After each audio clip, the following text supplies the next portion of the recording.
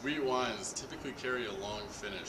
Drinking a dry wine with a short finish, following a sweet wine with a long finish, will almost always leave the dry wine tasting sour. The use of wine tasting descriptors allows the taster an opportunity to put into words the aromas and flavors that they experience. These can help assess the quality of the wine they are tasting.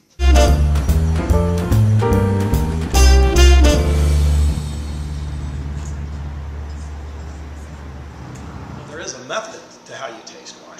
However, just because you know the method doesn't necessarily mean that you can pick out the nuances of the wine and decide what it tastes like and things like that. You pretty much have to understand the grape, where it comes from, things like that. Even though you understand the tasting process, in the end you still have to understand the grape to pick out some of those flavors even before you start, because you almost have to know what to expect in certain wines. These are the number one law for learning wine.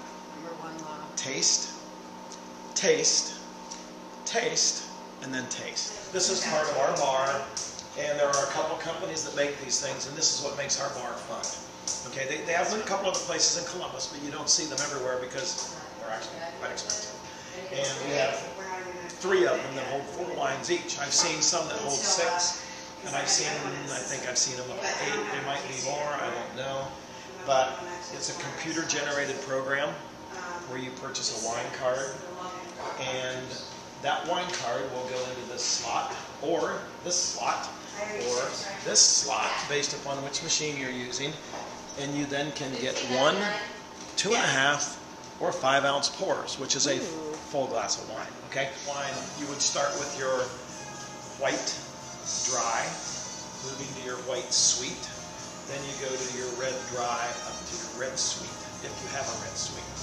For example, if you wanted to taste a port, which is a fortified red wine as a rule, you would taste that last, because if you didn't, it would destroy your palate for everything else. You go from your lightest to your heaviest, because it affects the way every wine tastes. If you went with the big one first and went back to the white one, you can't taste it, okay, because there's so much light. So I would try the Pecorino,